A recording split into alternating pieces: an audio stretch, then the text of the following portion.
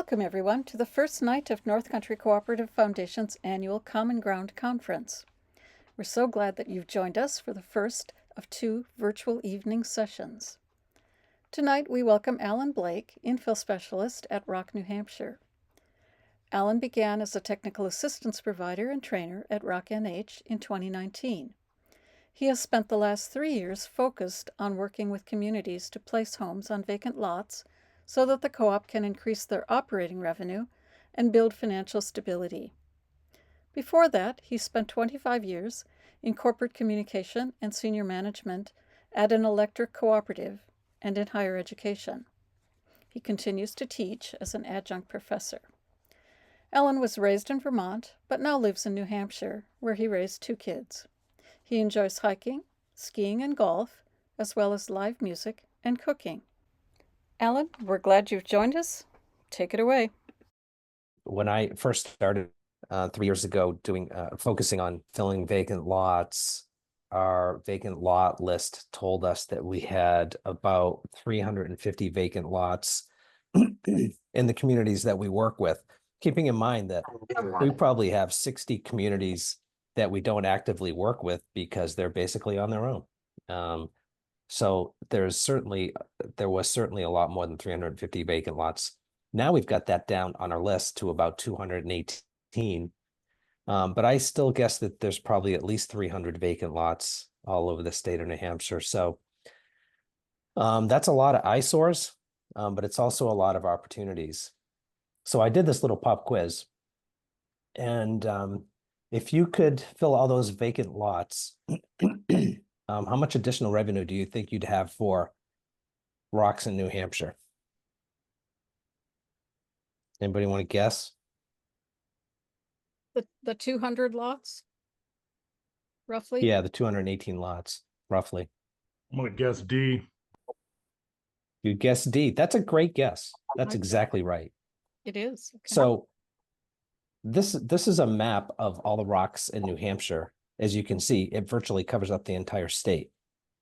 So there's 150, they're spread all out. There's more in the southern part of the state that's more populated, but there's lots of opportunities all over the state. And just to do a little background, most of you probably know this, but I think it's always good to go over the reasons, why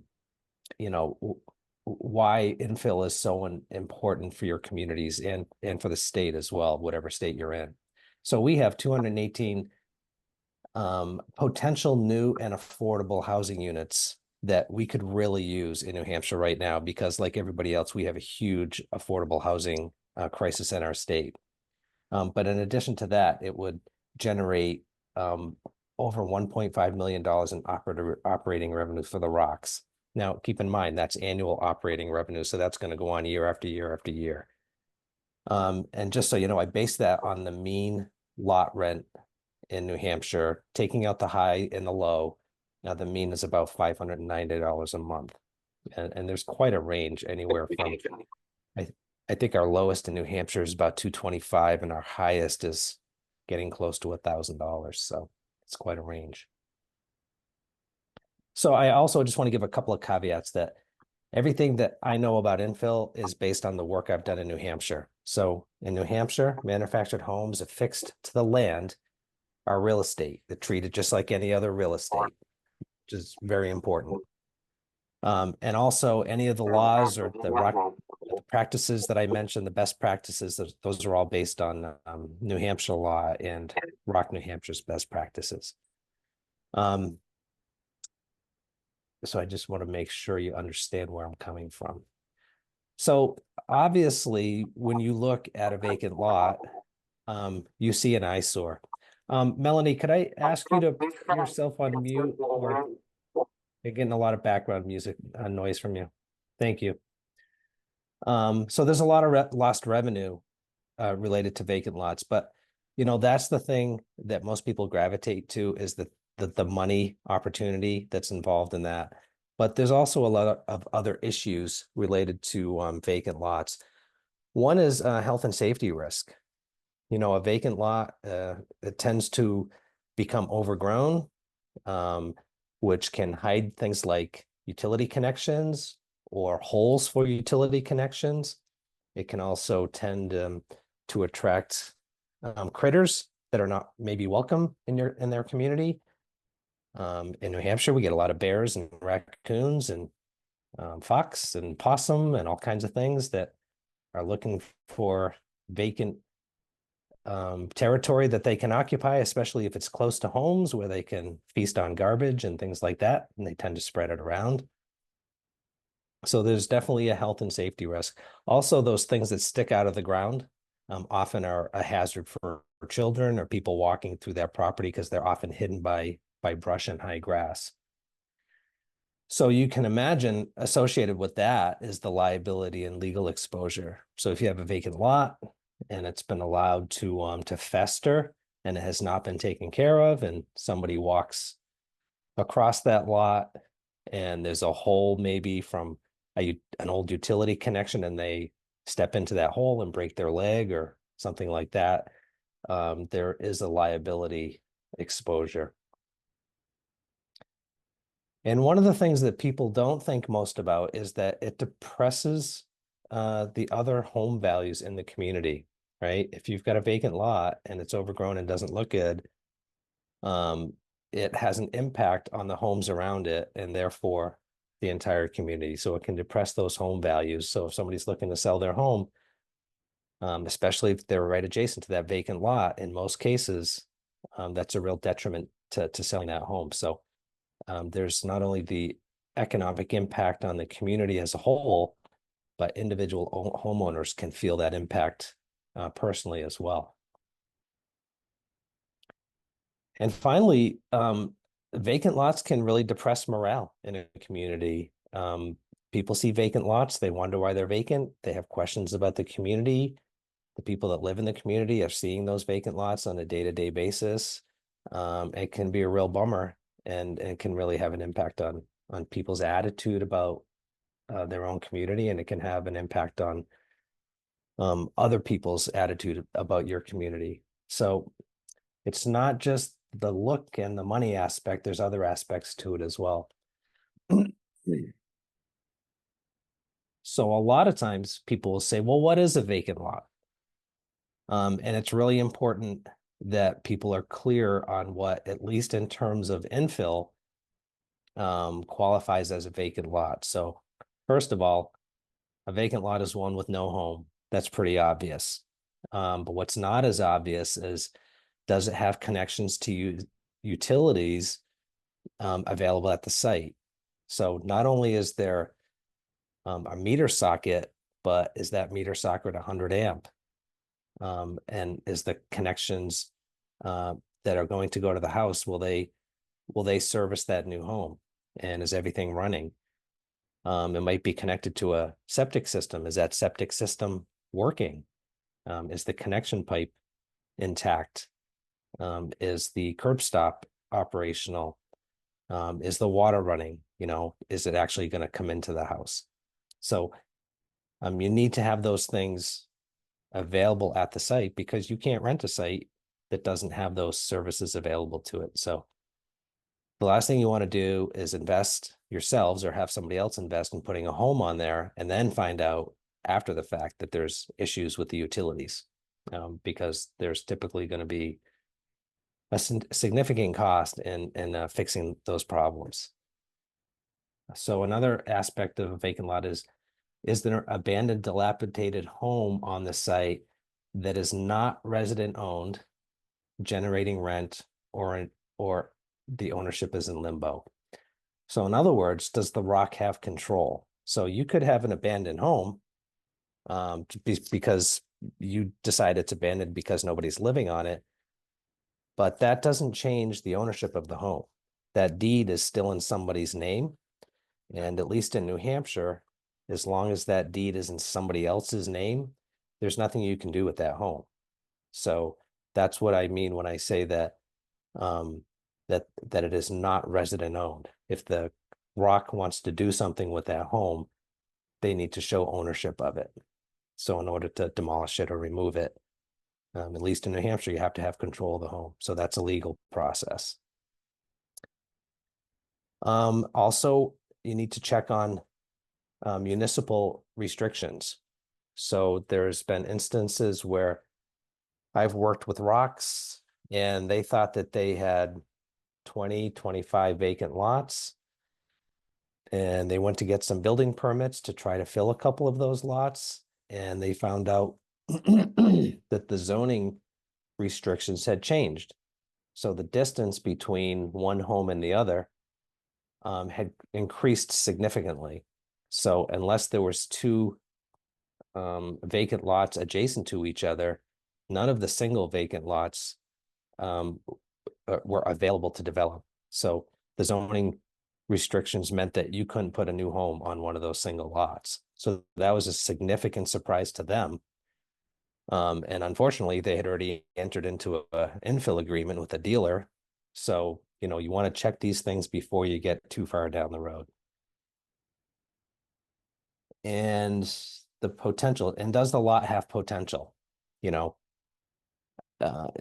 is it a lot where at this point that a home can go into? So I've seen vacant lots where,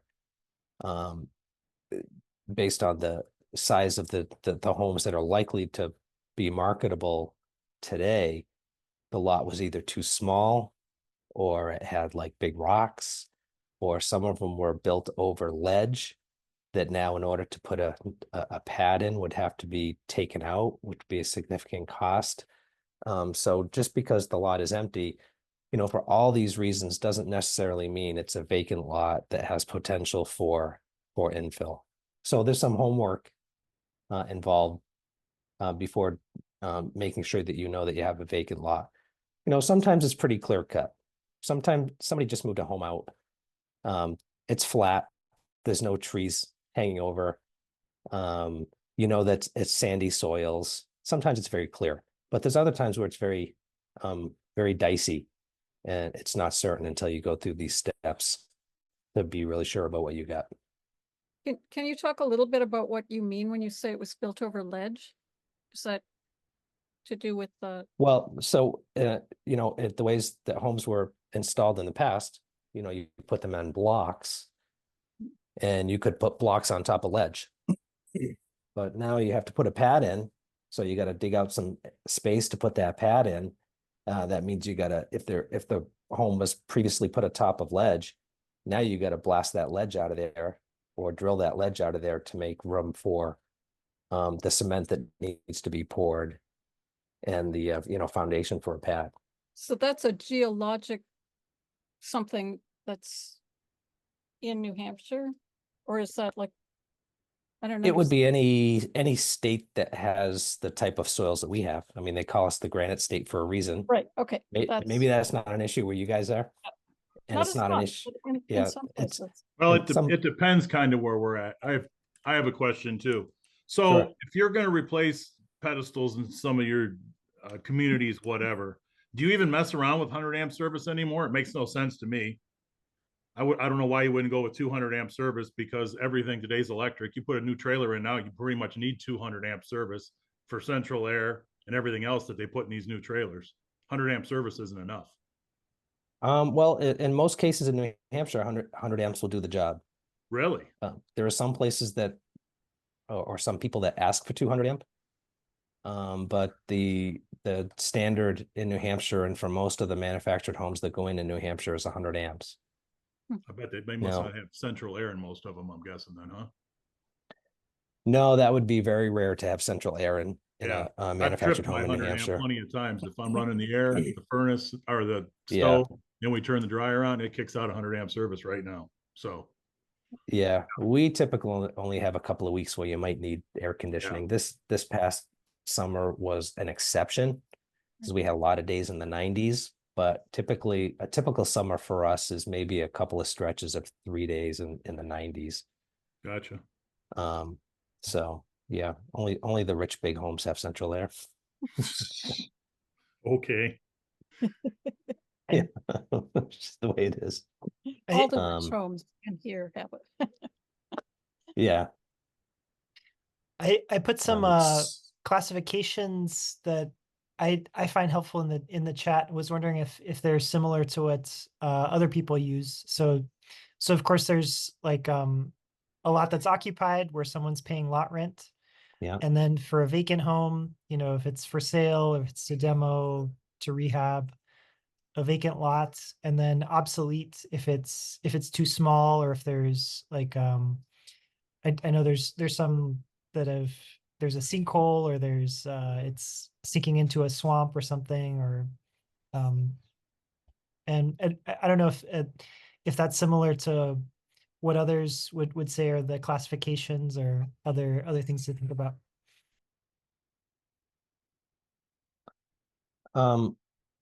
Yeah, the only one I would say is there's a difference between a vacant home and an abandoned home.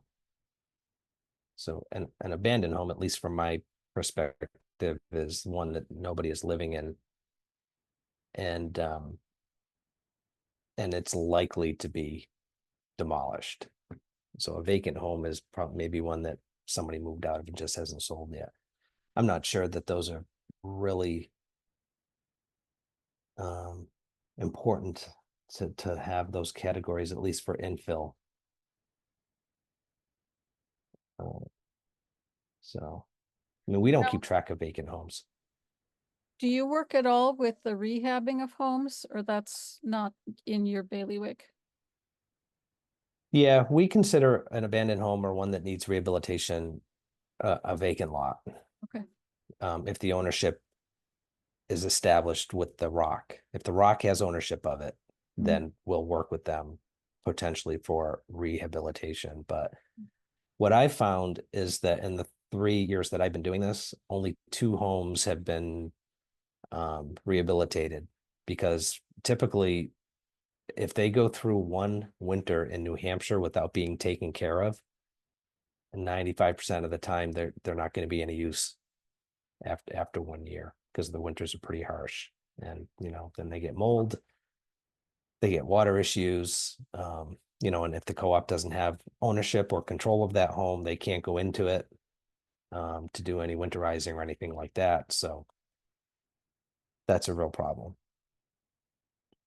One of the things that I advise to the ROCs that I work with, and I know this sounds harsh, but they should be they should be issuing demands for rent and eviction notices immediately upon people becoming late with their rent.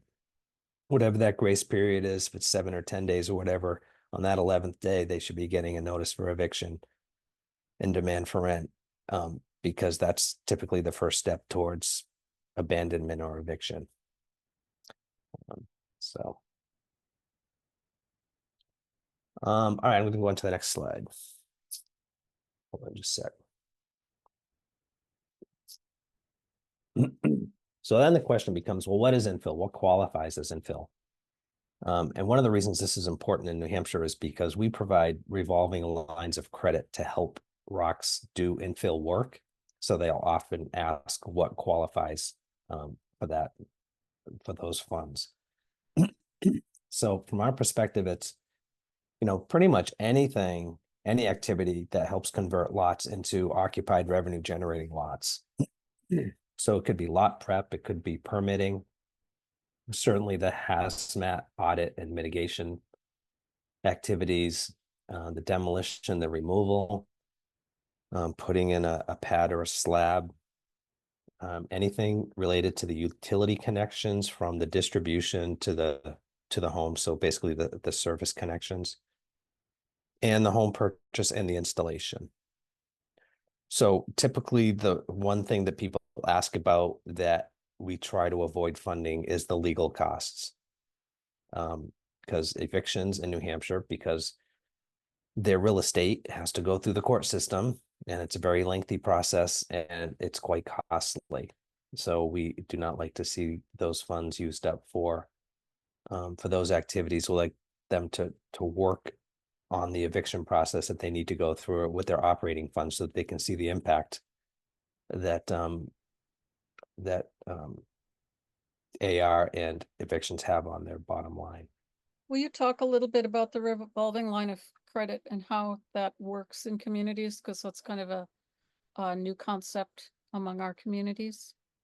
Sure. So what we do after doing a budget analysis is that we will lend ROCs money, a revolving line of credit, which means it's a pot of money that they can access repeatedly over a period of 3 years. And then it gets paid back over a 7-year period if necessary. But the concept is basically this: they have a vacant lot, they want to put in a home, they borrow, say, $150,000. They use that $150,000 to build a pad, put a home in, and sell it. When they sell the home, ideally, they at least make all their money back, plus the interest on the loan. They repay the loan. So they're, they have no balance left on the loan to pay back anymore. And then they can withdraw that same money and use it again for infill as many times as they want over a 3-year period. That's how many times they can draw on, that's the period of time they can draw on that money and use it again, put in another home, sell the home, pay back the loan, so forth and so on. And they are not paying interest on that when they are not actively using it? Right. So if they borrow $150,000 and say they buy a home and they put a down payment on it of 10%, so $15,000. So when they get a check for $15,000 for the down payment, that's when they start paying interest on just that $15,000. And say then the home gets delivered and they owe 80% upon delivery. When they draw that to pay that 8%, then they'll start paying interest on that 80% of whatever the home price is, and so forth and so on. So the quicker you can go through the process, the less interest you're going to pay, and the more potential profit that you'll have if you can sell the home at a profit. The goal isn't really to make money. The goal is to make sure that you pay back your loan so that you walk out of it with no payments at the end of the 3-year period. Now, if for some reason you lose a little bit of money, then you have 7 years to pay it back. So it's not going to have a huge impact on your operating budget. So we're real careful about the revolving lines of credit because, we don't want our ROCs to go further into debt, right? So we're going to do a market analysis, and we're going to try to determine that based on the market comps, the sale prices of comparable homes in the area. What's the likely selling price of that home that you're buying to resell? And if it looks like it's, like it's going to work out, then we'll support it. But if we think they're not going to be able to sell it and make their money back, then we advise them not to do the loan. So, it's a pretty good product. We're going to talk a little bit about that more later on, because in my list of options, it's the third option. So it's the one that sometimes is really successful. Sometimes they just break even. Sometimes they lose a little bit, but there's other ways to go about infill too. So what are some of the obstacles? Why aren't co-ops just, doing infill like crazy? Well, there's a few reasons. Number one is time. Anybody here that has built a house knows how much time it takes to do all the planning process, hire contractors, go through the permitting process, deal with the banks. There's a lot to it. And sometimes I think people that haven't done that underestimate how time consuming it is. And also it's expensive. It's expensive to put in new homes. There's lots of legal issues to get through. There's the infrastructure issues. You want to put in a new home, you put in the new home, and then you find out the septic has failed. So now you're looking at a big expense to fix that septic. And do you have money in your capital reserves to pay for that septic system? The ROC capacity, what else is going on in your community? How busy is your board? Are they like up to their eyeballs and just staying above water? Or are things running pretty smoothly in your community and you have time to take on another project? Because it is time consuming, it's a lot. And there's some other obstacles to infill, and these are just my personal observations. One is that most ROCs are financially conservative by nature, so they don't want to take on more debt, right? That's generally what I observe. They're wary of taking on too much work. they've got other things going on. You've got your regular stuff that's going on all the time of annual meetings and budgeting and rules violations and, neighbor disputes and what have you. There's just so much going on. And finally, and I think rightfully so, they're wary of bankers and developers and manufactured home dealers and contractors and even TAs that are there to help them, right? I mean, why are bankers and developers and manufactured home dealers interested in filling vacant lots? They're doing it because it's their business and that's how they make their livelihood. So, and that's not a bad thing, right? We all need to make our livelihood, but we also have to be careful that we're really prudent and make sure we're dealing with developers and manufactured home dealers and contractors that, are making a living in an honest way and in a fair way, because I think we've all been taken advantage of financially in one way or another at some point in our lives, and that makes us more cautious. So for all of those reasons on those previous two slides, about 3.5 years ago, our organization decided that there were so many vacant lots in New Hampshire and that there was so much money being left on the table that it was such a hindrance to some communities' financial sustainability that they wanted to focus more energy specifically on vacant lots. So they started a vacant lot initiative. And basically what it meant was that they asked me to spend more of my time training ROC boards and members about infill activities, kind of raising an awareness of the opportunity that was there, providing access to capital. So that's the revolving lines of credit that we just talked about a few minutes ago. We also provide MLS listings. So by partnering with a ROC that has vacant lots and a dealer, we can create listings on MLS with licensed real estate agents so that people can see those vacant lots on MLS, which is a huge marketing opportunity.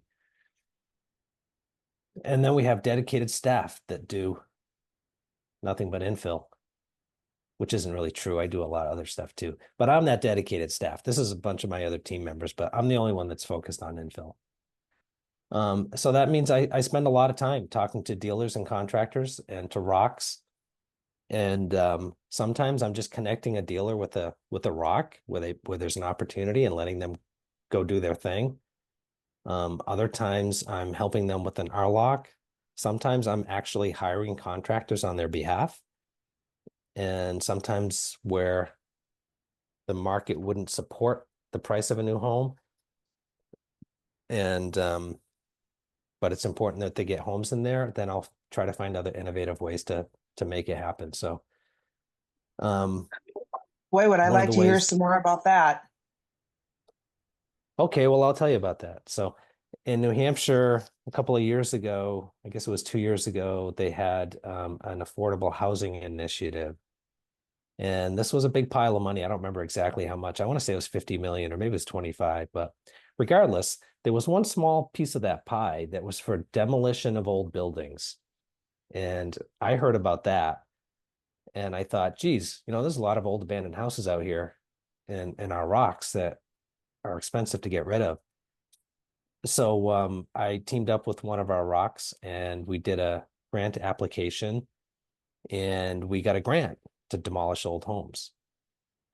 So as you can imagine, that makes your project a lot more affordable if you can eliminate the expense of the demolition of an old abandoned home. So that worked. And I did that with, I think 7 communities for a total of about close to $350,000. And I think we got, let me see, I don't have the exact numbers, but something like 25 homes removed at essentially no cost to the ROCs. So that was big. Some things it didn't cover, like permitting and legal costs, but it paid for the hazmat audits and removals and the actual removal of the homes. So, that was a big boon. And that was just by keeping my eyes open. And when I saw an opportunity, I jumped at it, and we did that over a 2-year period. So that grant's gone away now. So I'm looking for other stuff. So one of the things I did for 2 other communities is there's a private foundation called the Tillotson Fund. And many, many, many years ago, they had a big manufacturing operation way up in northern New Hampshire, almost at the Canadian border. And they made rubber gloves and condoms. And they were super successful, and they made tons of money. And their manufacturing processes eventually became obsolete, but they left behind a huge legacy and a foundation to support the North Country of New Hampshire. The North Country of New Hampshire is very rural and very economically depressed.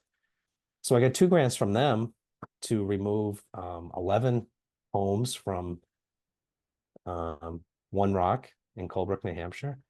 And we got another grant to pay for a pad, to install a pad in another rural community. And installing that pad basically for $15,000, that eliminated that cost. So that makes the home $15,000 more affordable for somebody. So that was a good project. And so I'm always looking for things like that.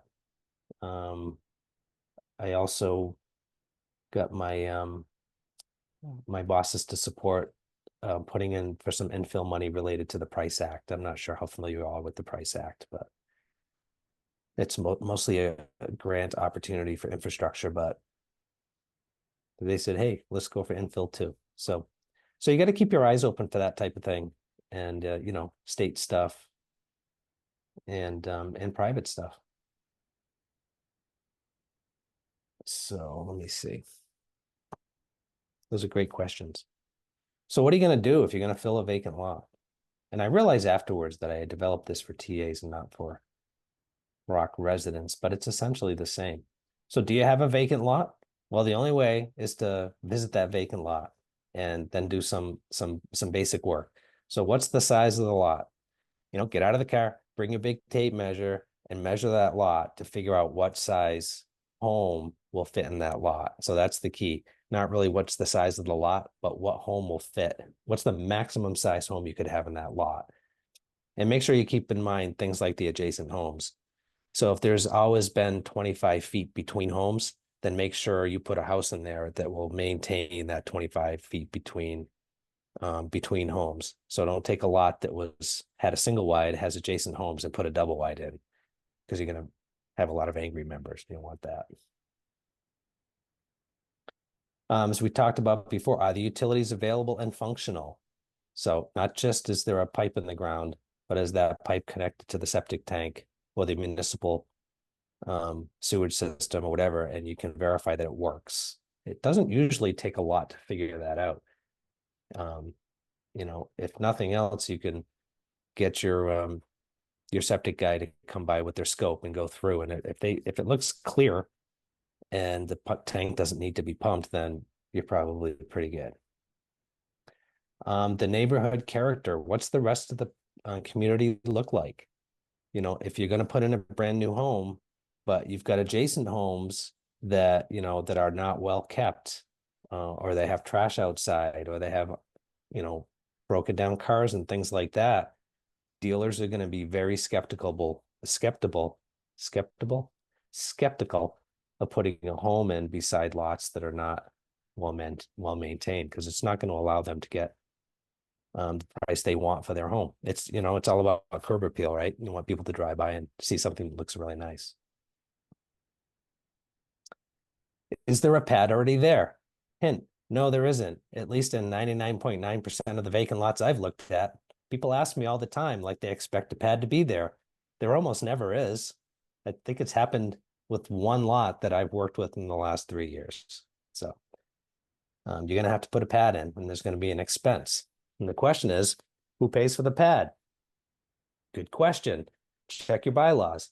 Oh, there's nothing in there about that in your bylaws. Well, check your community rules. Oh, wait, there's nothing in there either. So what does that mean? Check your state laws. State law doesn't address this. All they do is tell you got to put a pad in.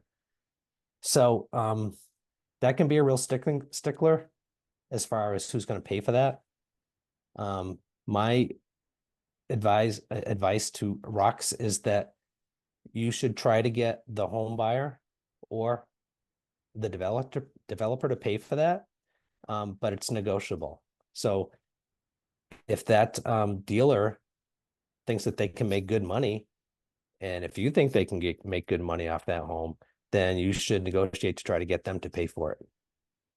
If you're in an area where it's marginal about whether you're going to get the money back, or the price that you need for the home, then maybe you offer to share that cost with the dealer or with the home buyer.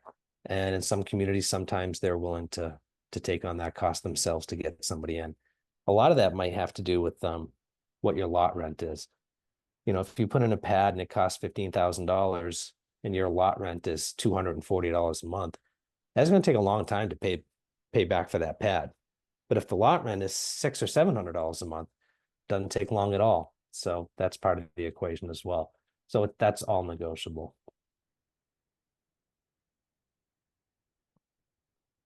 The abandoned home. Who owns that home? So not who is living in it or who the heir is, but whose name is on the deed. Again, at least in New Hampshire, I guess with you guys, you have titles like cars, but in New Hampshire, it's a deed and it's recorded at the registry, just like other property real estate in New Hampshire. Is it in probate? You know, understand what that means. So, people say, oh, we can't evict them, it's in probate. Well, actually, yes, you can. You can evict a home while it's in probate. Now, if you can convince the judge that it needs to go because it's impacting your community. Has any legal action begun? Is the eviction process in place already? And if not, how quickly can you get it going? Or can you get whoever abandoned the house to sign the home over to you, if that's possible? You have to look at back taxes and liens. That's a big issue. Is it salvageable? Is it in good enough shape where if you got ownership of it, you could sell it to a contractor who would fix it up and sell it, or to a home buyer that might buy it and fix it up themselves? That's a possibility. In New Hampshire, most homes that have been sitting for more than a year are not salvageable, but it might be different where you are. So Alan, in that last case, if you have a buyer who is, agreeing, they're telling you, yeah, I'll fix this up. No problem. I know how to do this. What do you recommend that people have in place to make sure it gets done, make sure it gets done to code? Yeah. All of that stuff. How do communities in your experience handle that? Well, my experience previously was that they didn't handle it very well. So they would basically sell the home to somebody dirt cheap, and they would take their word that they were going to fix it up and sell it. And more often than not, that didn't happen. So it would become a problem. So somebody would be living in the home and just not fix it up. And so they'd kind of be stuck with it because now they got to evict that person if they want to get that home fixed up. So what I recommend is that they have an infill agreement, just as if the home was vacant. So the infill agreement will determine in the case of an abandoned home that let's say it's salvageable.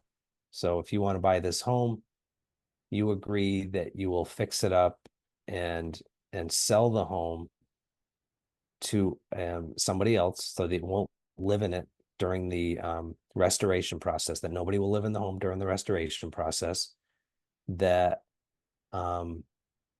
only somebody who passes the member application process will be allowed to move into the home,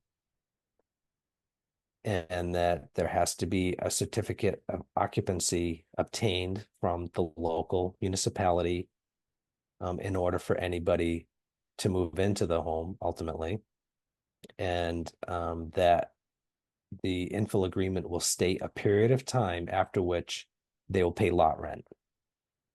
So if you can get lot rent from somebody right up front, that's great. But if somebody's going to typically buy it to fix it and then resell it, they're typically going to ask for a grace period. So say 6 to 12 months where they don't pay any rent. And if after 6 or 12 months, you know, it's not fixed up or there's nobody living in it, then they're on the hook for the rent. So they're going to have to pay the rent. And if they don't pay the rent, you can evict the home. In that case, evicting the home without somebody living in it is a lot easier than if somebody's living in it. Okay, so there's no member living in the home. And the home's unoccupied, it's a lot easier to go through the eviction process. When people are Is living that- in the home, it's harder to that evict. So is that a process that's similar to filing a lien then, because nobody's living in it? No, it's a lot more complicated than filing a lien. So when you evict, when you do an eviction, you're evicting the home, not the individual person, right? That's a So new concept to me. yeah, so you have to go bring it to court, you know, say, hey, they're not paying their rent. And their judge is typically, you know, assuming somebody goes to represent the owner of the home, the judge is usually going to give them a period of time to pay the rent. If they don't pay the rent, they're going to do a writ of possession, which gets posted at the home. And that gives the owner a short period of time to remove things from the home. And then they have to go through the statutory sale process, which takes time.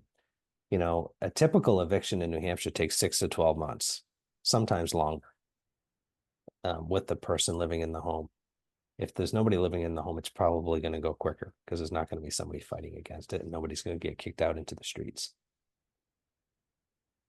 So it's quite a process. It's no fun. It's not good for anybody. I assume you can write this infill agreement however you feel like writing it up for your community. You can, yeah. Does Rock USA have a template for that? I think they do. Yeah, I think that's where I got my template. Yeah, So I have a template that I'd be happy to share with anybody that wanted to see it. But it's going to be some pretty basic stuff, Yeah. you know. yeah, send it along and I'll share it with Keith. Sure, I'd be happy to do that. Thank you. Thank And you. as always, you know, it's New Hampshire specific. And you Right. there's no need to go to a lawyer and start from scratch, but you should have your attorney review it before you use it in your state for sure. And I think we have one around here too, Keith, so you can compare the two. Yeah, I mean, it just, you know, Sure, it's good just to have one little to start with. little things here and there, you know, somebody fixes it, that's fine. But if you're not, if you're going to fix it, you're going to sit on it, like, you know, Alan said, then, you know, maybe you're going to be on the hook for lot rent for the 6 months that it took you to fix it up, you know, whatever. Yeah, you need Yeah. to incentivize. Yeah, you got to incentivize it, that's for sure. Yeah, it's not unusual that somebody would buy an old dilapidated home because they're quote a contractor because they have a truck. You know what I mean? They're really not a contractor, but they're somebody that does construction type work. Right. And they, you know, buy a home like that, think they're going to fix it up, and then they're too busy or go on to other things, and it just never gets done. Right. And if you don't have something in that contract to put a time limit on it, they can sit on it forever, and just gets the bad problem gets worse. Yep. And then the other thing is you want to find out how old the home is, because that's going to give you some idea, not always, but many cases, about whether there's going to be any hazardous material. If it's I think if it's pre-1985, you're probably going to be in good I mean, post 1985, you're probably going to be in pretty good shape. Anything before that is going to be questionable about whether it has hazardous material. And if it does, the demolition and removal costs go up dramatically. So that's always a problem. And at least in New Hampshire, it used to be you could just tow one away, have somebody tow it away, and it was their problem. They're really sticklers for it now. They don't want that stuff going in the dumps. So, you know, you got to do all the work to find out, do you really have a viable vacant lot to put a new home on based on the stuff we just talked about a few minutes ago? And then before you get too far, I always suggest, you know, in New Hampshire, we're full of many, many small municipalities. There's like 248 municipalities in New Hampshire. It's a very tiny state. So and all their rules are different. All their building inspectors are different. Some towns don't have building inspectors. Sometimes the fire chief is the building inspector. It's a hodgepodge. So I always suggest that before you get too far down the road, go to the town hall and just talk to them and tell them what you're looking to try to do. And, how can you make it easier for them to approve it? And I find that goes a long way. So most of the communities I deal with, they're going to require a permit for demolition, going to require a permit for a pad. They're going to require a building permit. Most of them are all separate permits. And then once it's all done and been inspected, there's going to be a certificate of occupancy. Those are the basics. Now, some really small towns will give you one permit for the demo, the pad, and the building. And then they'll do the inspection afterwards for the certificate of occupancy. And then some communities will require all those permits separately, and they'll come do an inspection after the demo. They'll come do an inspection after the pad has been built. They'll come do an inspection during the installation process to check the electricity and the utilities. And they'll come and check the furnace after everything else has been done. And then if everything is right, they'll do a certificate of occupancy. Just So like a those are mostly site-built home. the cities. Like a what? Site-built home. Yeah. It's pretty intense. And in the bigger cities, there's a lot of different people involved, and it can be very timely and frustrating. So if you can find out up front what they're going to require, it'll make your job a lot easier to get through the process. And who are the approvers? What are the levels of inspection? People are often surprised, like, oh, I need a certificate of occupancy. Who do I go to? And they're like, yeah, you go to the fire department, and the fire chief comes and basically looks at the furnace, and that's it. And so if that's the case, make sure you're on good terms with the fire chief. And then you want to look at the fees. Some towns are $25. Some towns are going to be several hundred. So you want to take that into account. Also, in talking to the town, you want to just check, are there any back taxes owed on that home, or even on the home that used to be on that lot, right? Because they're going to have to establish a deed for a new home, and taxes are going to have to be paid on that new home. And they're going to want to know how to settle up on the previous home. Sometimes they'll hold the ROC responsible, even though I don't think it's legal, but I'm not a lawyer. But it gets to be a stickling point arguing about it with them. In New Hampshire, water and sewer fees are just like taxes. So there can be liens for taxes, or there can be liens for water and sewer fees. And then, take names, ask them who are good people to use for the projects. Oftentimes they'll know, like, who are good excavators, who are good contractors, plumbers and electricians, and so forth. So if they're giving you names of people that they know and that they work with and that they'll recommend, it's typically going to make the approval process easier, because they're going to be people that they trust and they've worked with in the past. Anytime they work with a new person, they're like really wary. So just making those friends. And then really getting a lay of the land from an economic standpoint. So I'm a licensed real estate agent, so we do what's called a comparative marketing analysis. You'll hear real estate agents talk about, well, I'll get some comps. It's just comparisons, and all it is a list of similar homes in the area and what they've sold for. So that should give you some idea of what a new home might sell for in that area. So a lot of times in rural areas, it's hard to find market comps. So you kind of have to do some finagling, but usually, you talk to a dealer, they're gonna, they do this all the time. They're gonna know whether it's an area that they think that they can make their money on. So those market comps are important, because certainly a dealer's going to look at some. So you want to gauge their interest. some dealers are never going to spec homes. They just don't do it. Other dealers like to spec homes because what they do is they market the home and they put it on the MLS and they list it before it's even installed. So if you think about it that way, I'm a dealer, right? And I'm going to put a home into your vacant lot and I'm going to market the home before it's even installed. So what I'm really going to do is use the home buyer's money to buy and install that home along the way. So I don't have to use my own capital. I'm using somebody else's capital, which is less risky for me. And I'm still going to make the same profit margin.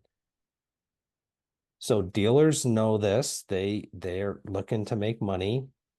So, you know, they can be a really important partner for you in helping you fill vacant lots. But it all does come down to the finances. Can they make money off the deal?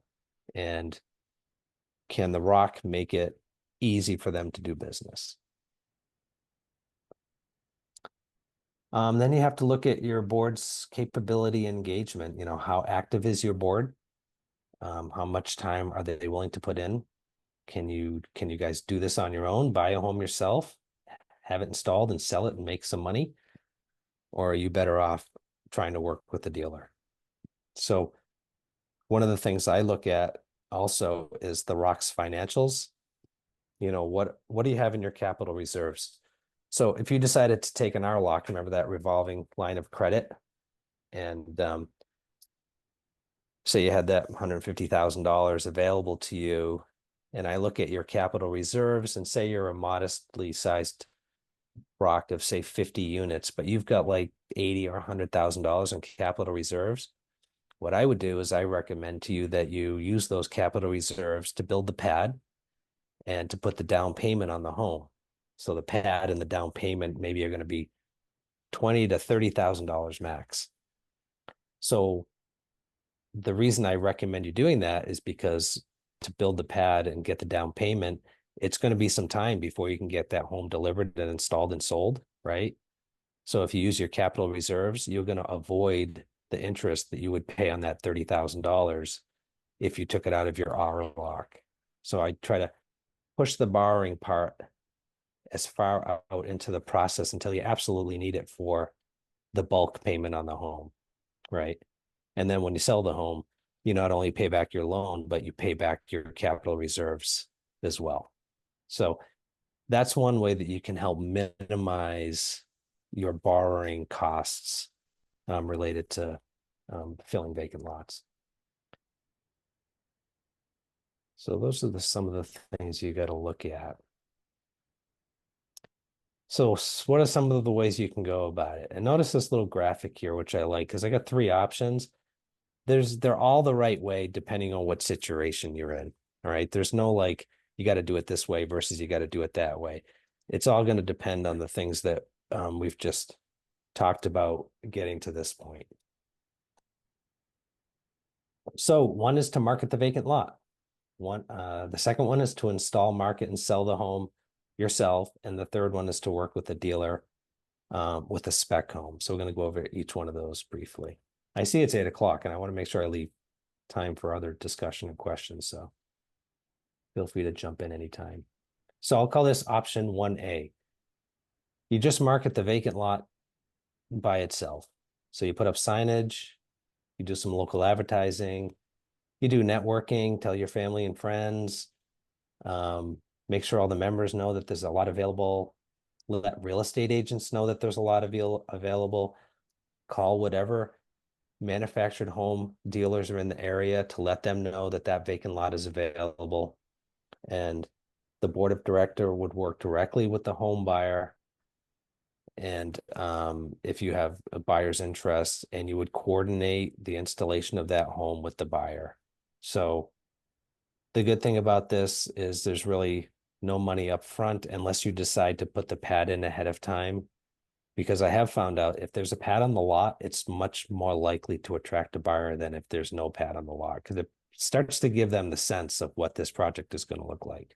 Doesn't the pad, though, relate to the size of the home that's going to end up there? Yeah, it does. So it's an inexact science, but if you're out there measuring that lot, you're going to calculate what is the biggest home that you can get on that lot that's appropriate for that lot and for the neighborhood, right? So that's going to give you a sense. So that, say the previous home that was there was 14 by 70, and you go and look at the lot and say, yeah, that's the maximum size again. So what I do is I go to dealers that are, I asked like people like, where are these mobile homes coming from? And in most ROCs, the majority of the mobile homes have come from the same dealer, right? Because there's somebody nearby that people go to. So I'll go to those dealers and say, hey, I got a spot for 14 by 70. What's the most popular model that you sell in that size? And then I can get a blueprint for that that'll show where the pop outs go for the electrical, the water and the sewer and all that stuff. So that would be the ideal situation. And now the dealer knows you've got that lot and he knows that he's got a home that'll fit on that lot. Now, if the homeowner decides to buy a different home, you can still make it work. It's not quite as efficient, but it's okay if the pop outs don't exactly align with where the plumbing comes out of the home. So that's 1A. 1B is to market the lot through the MLS listing.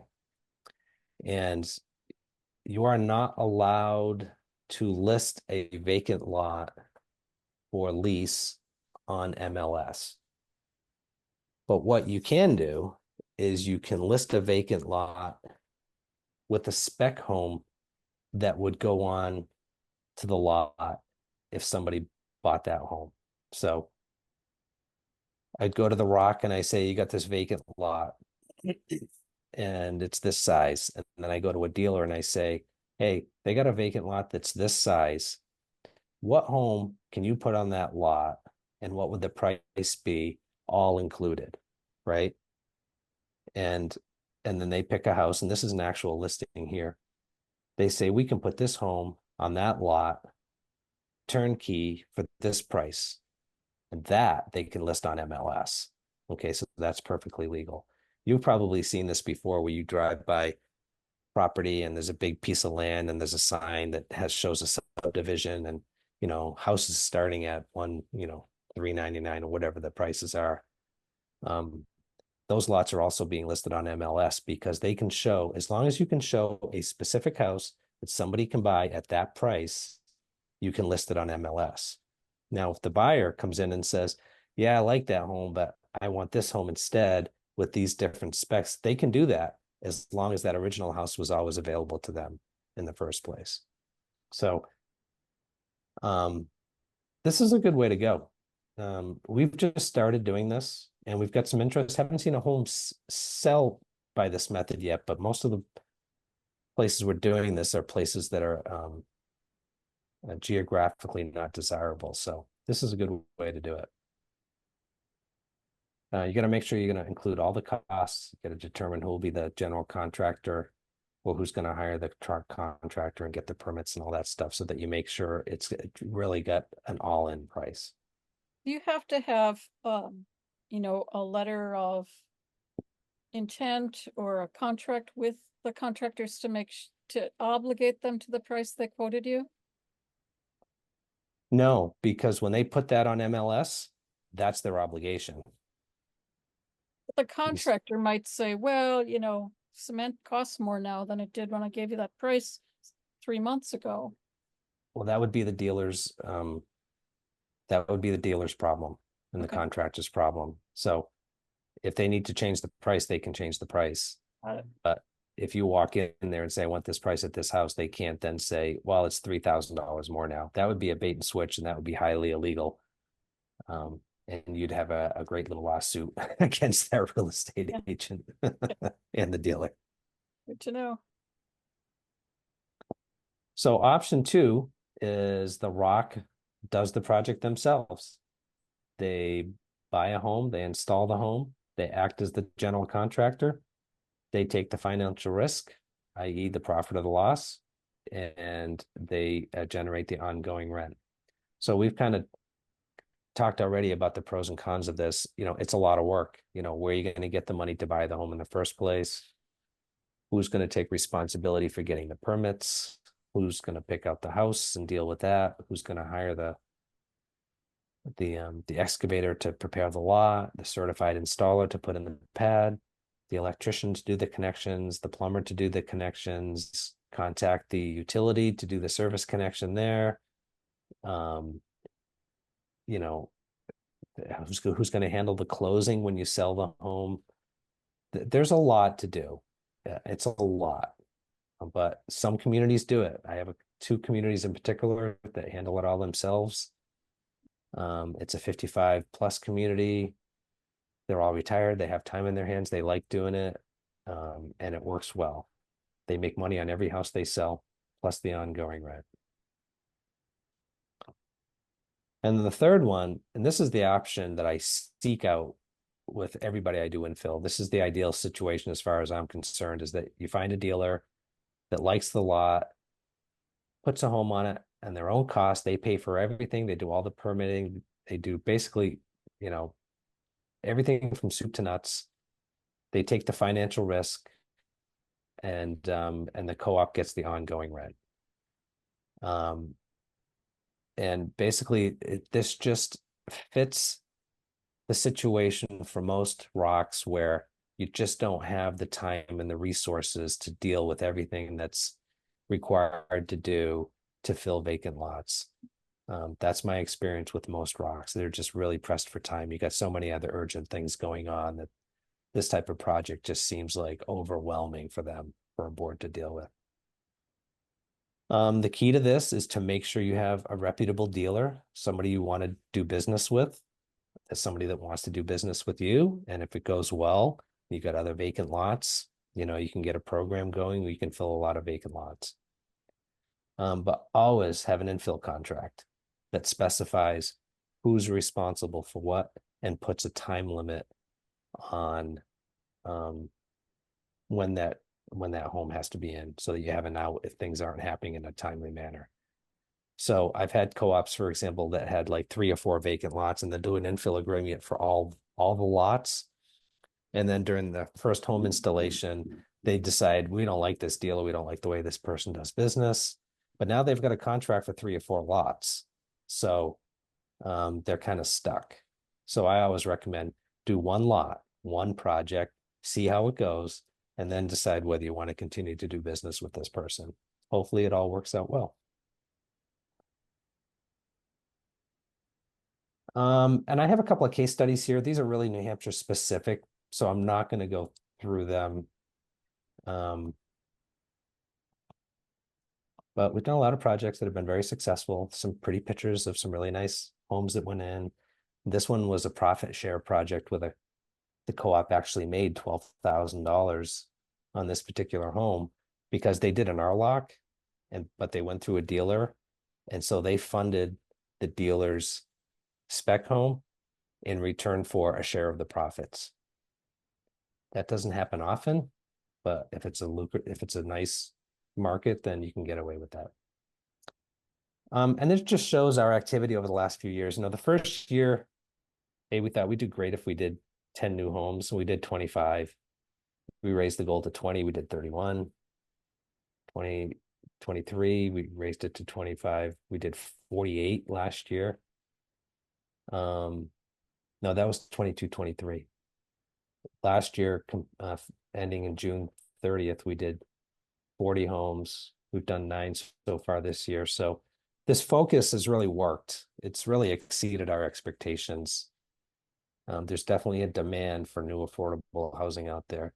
And just so you know, what's the impact on our mission to help ROCs is for the 2024 fiscal year. So from July 1, 23 to this last June, we did, oh no, was it the year before, 48 homes at $590 lot rent. That's $339,840 additional dollars each year for those ROCs.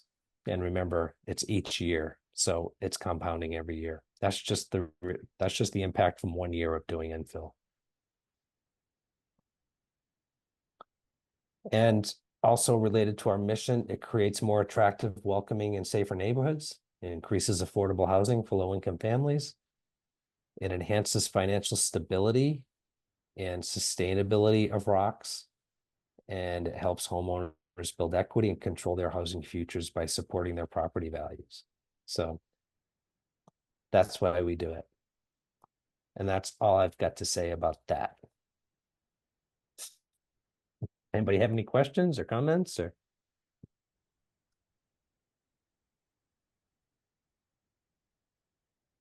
You all still with me? It was common sense and, you know, straightforward and, you know, pretty easy to understand. So. Well, I hope so. It made sense. Yeah. It seems overwhelming to take on these types of projects. But I think when people have a plan in place, they feel more comfortable going about it. Doing that. You make me want to go home and mow now. Well, you should go home and mow. Yes, and weed whip. And weed whack. Most of it, yes, totally. Because there's we have a few volunteers who keep a good majority of the lots empty that are empty mowed. Thank you. But there are some that they don't get to, so now I want to go home and do that. Thanks. Yeah. Yeah. That really gets away from people. You know, I have some communities where they have vacant lots and there's been people that have mowed them. And then at some point they just like, they don't have time anymore, or they get tired of doing it or feel unappreciated. So they just give it up and they end up getting grown over. And it's not good. So I'm busy. I'm trying to run for mayor and work full time. everybody's busy. Yeah.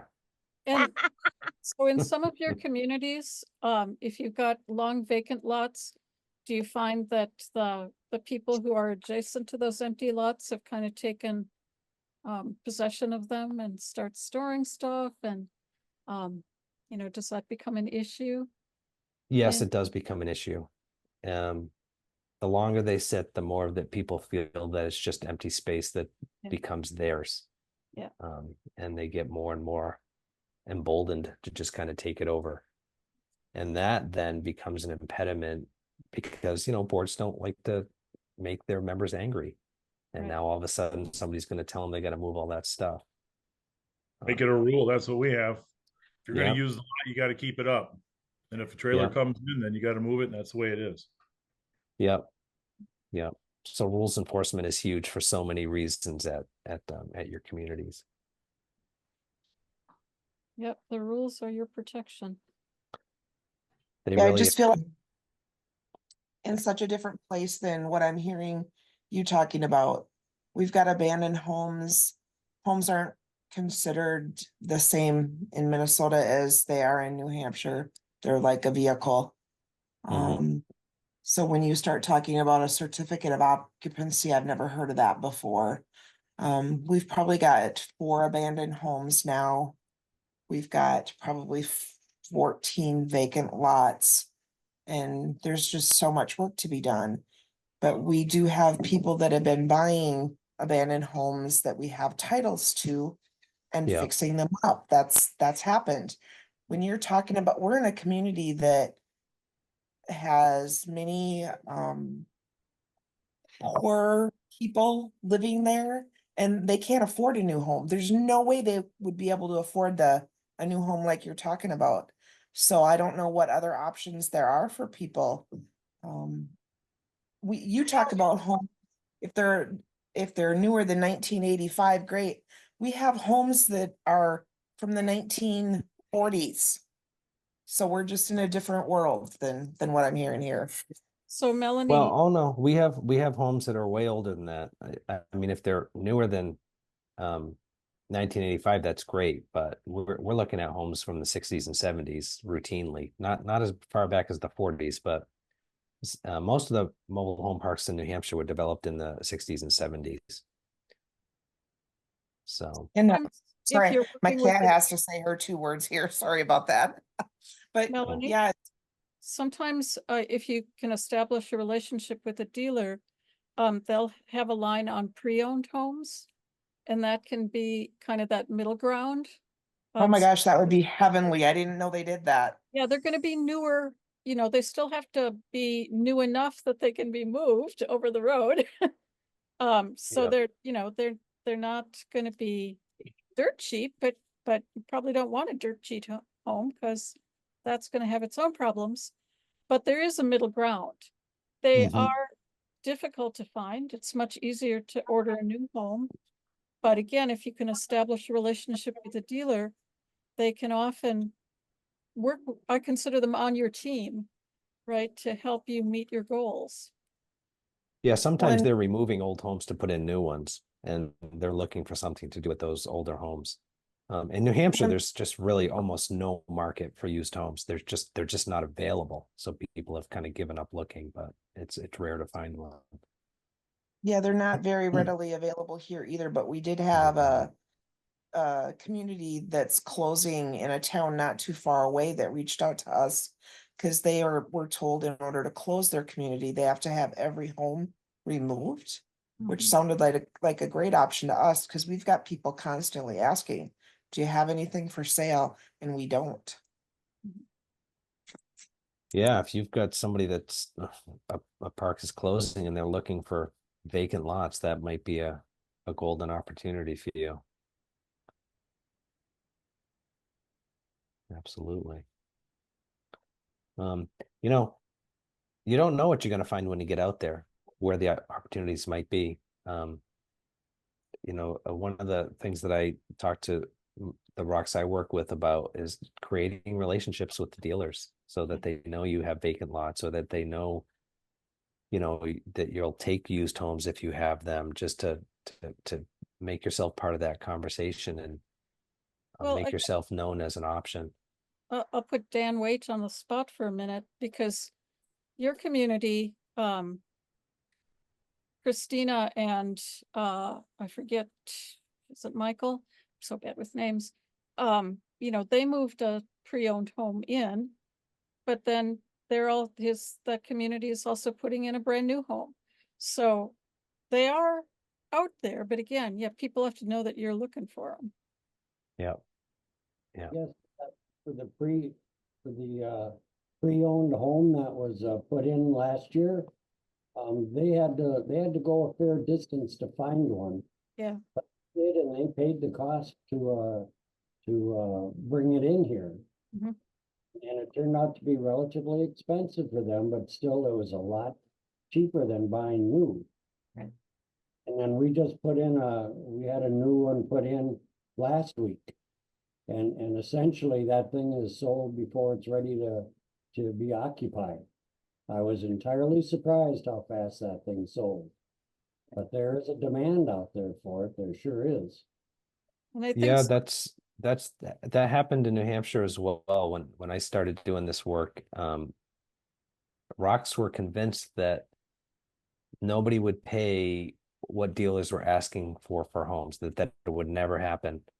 And they were shocked when people were paying the prices that they were paying for new mobile homes to be put into communities. I mean, when I started at the New Hampshire Community Loan Fund, you could get a brand new home installed for less than $100,000, you know, pretty easily. Now I'm seeing homes selling for 239, 259, astronomical prices that were unheard of just 5 years ago. are those double Um, section? Some of them are doubles, some of them are singles. I've seen singles sell for 239 in a really, you know, attractive community. So Yeah, I mean, location, right? It supplies. yeah, and in some of the rural areas, 139 to 159 is pretty standard. Yeah. So